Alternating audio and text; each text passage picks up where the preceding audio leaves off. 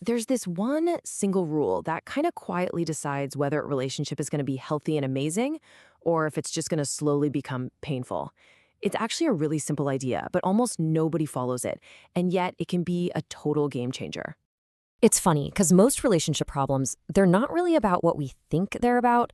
We get so caught up in these big ideas like, love or loyalty or whether we're compatible. But the truth is, the real issue is often something way more fundamental. And there it is. That's the core mistake pretty much everyone makes. We just don't say what we're actually feeling. We hide our real emotions, we disguise them, and in doing that, we end up creating all this conflict and distance where it just doesn't need to exist. Okay, so if that's the big problem, what's the solution?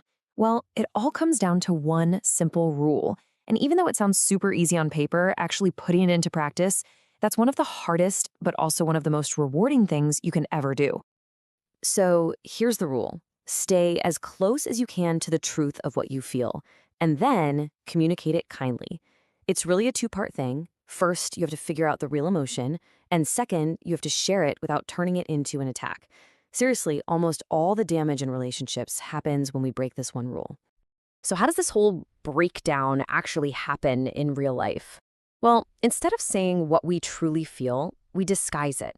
Let's really look at this gap between what we say and what we actually mean. Oh, this is such a classic, isn't it? We say, I don't care when you come home. It sounds strong, right? Like we're independent. But what's really going on underneath? We actually mean, I miss you, and it really hurts that you're not here. It's just a defense mechanism, a wall we throw up because feeling vulnerable feels way too risky. Or let's take it up a notch with something even more intense. We might lash out and say, I hate you. It's so powerful, so aggressive. But what we often actually mean is something like, I'm scared of how much I depend on you. We're just using anger to shield ourselves from that vulnerability. So this is why we end up arguing about politics or chores or the tone of voice someone used, but the fight is almost never really about the dishes. Underneath all that noise, what we're usually asking for is something incredibly simple and human, a hug, a little reassurance, or just a feeling of closeness. And this just gets right to the heart of it all. Conflict is often just misdirected vulnerability. When we don't know how to express what's really hurting us in a safe way, we pick a fight about something else instead. So, why is this so incredibly hard to do?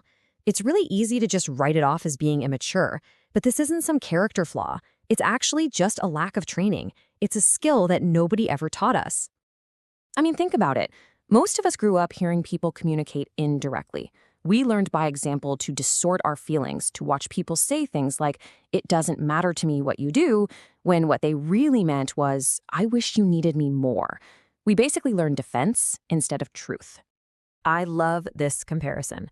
Think of it like learning to play an instrument. You wouldn't expect to just pick up a violin and play it perfectly without any practice, right? Well, speaking honestly, kindly, and clearly is a skill that's just as complex and honestly far more useful. It takes practice. All right, so let's get practical. How do we actually practice this? The real work of building a healthy relationship is learning to become a kind of translator, to translate our own knee-jerk, aggressive statements into the vulnerable truth that's hiding just underneath. Let's look at how this translation really works. So the aggressive sentence, shut up, becomes the vulnerable truth. I feel ignored and jealous. The absolute statement, I never want to see you again, translates to, I'm overwhelmed and I'm scared of abandonment. And a fight about cleaning the kitchen is really about a deep need to feel noticed. See, one pushes people away, the other invites them in. And here's the big paradox, right? The aggressive statement feels powerful in the moment, like you're building this big fortress around yourself. But it's a false strength.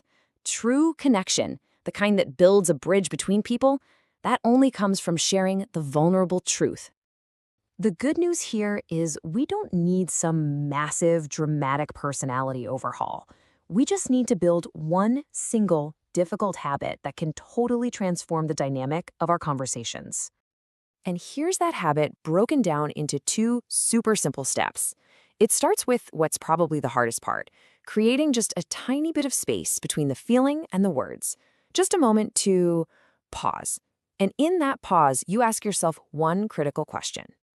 And this is that critical question. It acts like a filter, and it forces you to balance three things that often feel like they can't exist together: honesty, kindness, and politeness. Just asking yourself this can completely change what you say next. And the effect is immediate. This little pause isn't going to get rid of conflict completely, but it strips away the worst parts of it.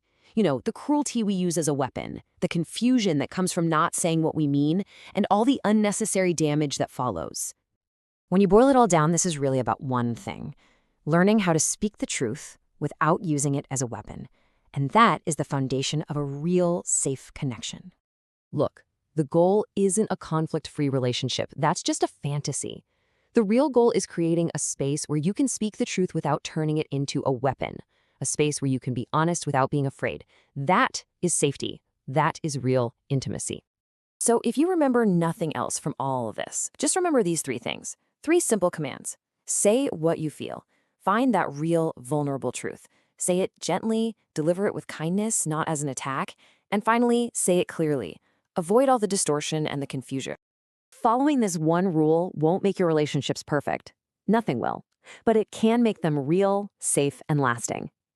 There are so many conversations we were just never taught how to have. This is where we learn them.